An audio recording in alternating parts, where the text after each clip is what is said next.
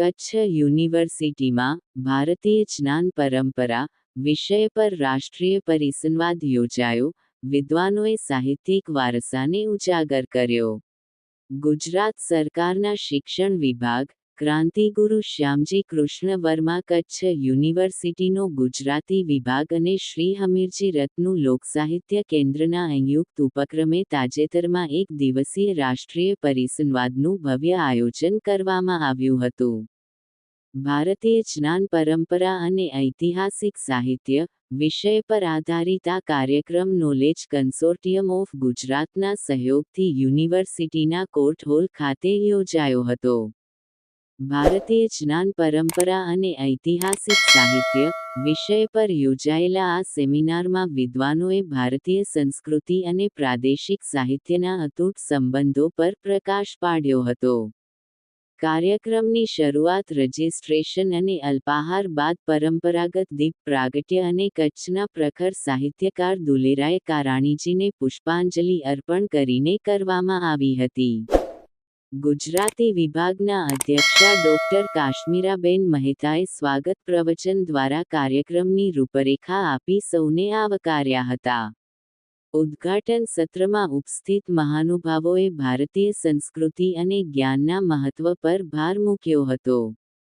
કચ્છના પૂર્વ સાંસદ અને ટ્રસ્ટી પુષ્પદાનભાઈ ગઢવીએ પ્રેરક ઉદ્બોધન આપતા જણાવ્યું હતું કે, કચ્છ ભૌતિક, સાહિત્યિક અને આધ્યાત્મિક રીતે ખૂબ આગળ વધી રહ્યું છે ત્યારે આપણે સૌએ દીવો બનીને સમાજમાં તેજસ્વી પ્રકાશ ફેલાવવાનો છે.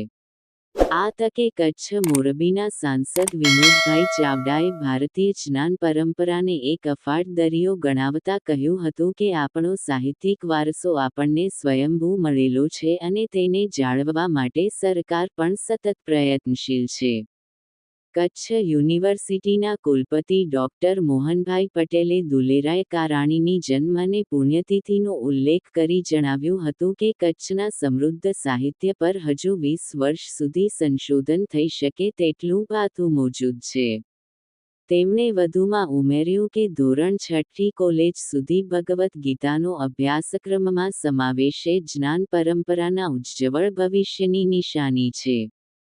કાર્યક્રમમાં બીજરૂપ વક્તવ્ય આપતા પદ્મશ્રી ગૌતમ પટેલે સંસ્કૃત ભાષા અને ભારતીય શાસ્ત્રોની મહત્તા સમજાવતા એક અત્યંત માર્મિક વાત કરી હતી કે, ગુજરાત જો ભારતનું કપાળ હોય તો કચ્છ તેનું ભાલ છે અને ભુજ એ તિલક સમાન છે. તેમણે ઉમેર્યું કે સંસ્કૃત એ દૈવી વાણી છે અને ભારતે વિશ્વને શૂન્ય, આલ્ફાબેટ અને પાઈની સાથે ગાયત્રી મંત્ર જેવી બૌદ્ધિક ઉપાસનાની ભેટ આપી છે. સંસ્કૃતની મહત્તા સમજાવતા તેમણે બેંગ્લોરથી પ્રકાશિત થતા સંસ્કૃત અખબારનો ઉલ્લેખ કર્યો હતો. આ પ્રથમ સત્રનું સંચાલન ડોક્ટર પંકજ ઠાકર દ્વારા કરવામાં આવ્યું હતું અને આભારવિધિ ડોક્ટર રાજેન્દ્ર બાંભણિયાએ કરી હતી. પરિસંવાદની વિવિધ બેઠકોમાં ભાષાકીય વિવિધતા જોવા મળી હતી. પ્રથમ બેઠકમાં એસ.પી. યુનિવર્સિટીના ડોક્ટર સુધા ચૌહાણ અને એમ.એસ. યુનિવર્સિટીના ડોક્ટર દીપેન્દ્રસિંહ જાડેજાએ અનુક્રમે ગુજરાતી અને હિન્દી સાહિત્યમાં જ્ઞાન પરંપરાના પ્રદાન વિશે ગહન ચર્ચા કરી હતી.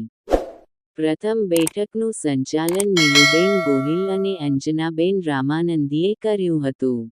ભોજન બાદના સત્રમાં જાણીતા સાહિત્યકાર જયંતી જોશી, શબાબ એ કચ્છી લોકબોલીમાં પાની સબ મેં એક વિષય પર અનેક કવિ લેખકોના અવતરણો દ્વારા દિલની વાતો કરી શ્રોતાઓને મંત્રમુગ્ધ કર્યા હતા. તેમણે શાયરાના અંદાજમાં કહ્યું હતું કે, તમે કરજો પ્રેમની વાતો અને અમે કરશું પ્રેમ. આ પંક્તિ સાથે તેમણે કચ્છી, સિંધી અને સંસ્કૃતના ઉદાહરણો ટાંકીને ભાષાકીય વિવિધતામાં એકતાનો સંદેશ આપ્યો હતો. બીજી બેઠકનું સંચાલન ડોક્ટર ચૈતાલીબેન ઠક્કરે કર્યું હતું. સમાપન સત્રમાં શ્રી કાનજીભાઈ મહેશ્વરીએ મામઈ દેવની વાણી અને ભારતીય જ્ઞાન પરંપરા પર પોતાના અનુભવો રજૂ કર્યા હતા.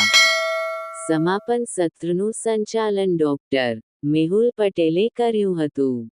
સમગ્ર પરિસંવાદ દરમિયાન કુલ 158 વિદ્યાર્થીઓએ ભાગ લીધો હતો, જેમાંથી 42 યુવા સંશોધકોએ ઉત્સાહપૂર્વક શોધપત્ર વાંચન કર્યું હતું. આ સમગ્ર અહેવાલ ડોક્ટર. રમજાન હસનિયાએ રજૂ કર્યો હતો અને સંચાલન ડોક્ટર. હિનાબેન ગંગર અને ડોક્ટર. ફાલ્ગુનીબેન પોમલ દ્વારા કરવામાં આવ્યું હતું.